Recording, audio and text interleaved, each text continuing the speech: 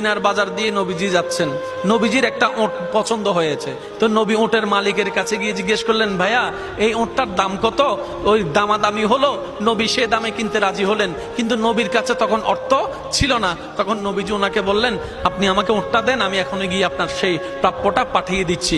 ওটের মালিক ওনাকে ওটটা দিয়ে দিলেন। আশেপাশে যারা ওটের মালিক ছিল সবাই জিজ্ঞেস করতেছে, এই পাগলা, তুমি কি যাকে ওট দিয়েছো তাকে চিনো? বলে যে না। নাম জানো? বলে যে না। পরিচয় জানো? বলে যে না। ঠিকানা জানো?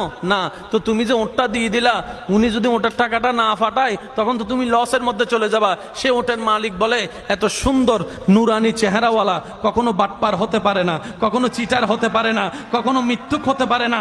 ওনার চেহারা দেখেই তো আমি ওট বিক্রি করার আগে মনটাই বিক্রি করে দিয়েছি, মনটাই বিক্রি করে দিয়েছি, মনটাই বিক্রি করে দিয়েছি।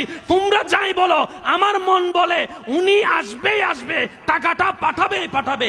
এই কথা বলতে না বলতে কিছুক্ষণ পরে নবীজির একজন সাহাবা এসে বলছেন, একটু আগে একজনে ওট নিয়ে গিয়েছেন, কাছ থেকে ওটের মালিকটাকে একটু দেখতে চাই। উনি বলে যে আমার থেকে।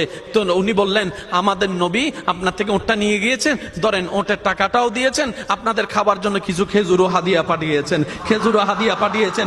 ওই ওটের মালিক বলে, ভাইয়া টাকাটাও রাখেন, খেজুরটাও রাখেন, আগে আমাকে ওনার কাছে নিয়ে যান। আমি উট বিক্রি করি নাই, আমার দিলটাই বিক্রি করে দিয়েছি। ওনার চেহারা মোবারক দেখে আমার মনটাই পাল্টাই গিয়েছে, আমি কালিমা পড়ে মুসলমান হয়ে যেতে রাজি আছি। সুবহানাল্লাহ। जिसका कोई सानी नहीं वो नबी हमारा है, मुस्तफा की अजमत का हद ही ना किनारा है। आशिक बोले, लम याति नजीरु कफी नजरिन मिसले तुना शुद्ध पैदा जाना। चित्कार दिए बोलेन ना सुबहान।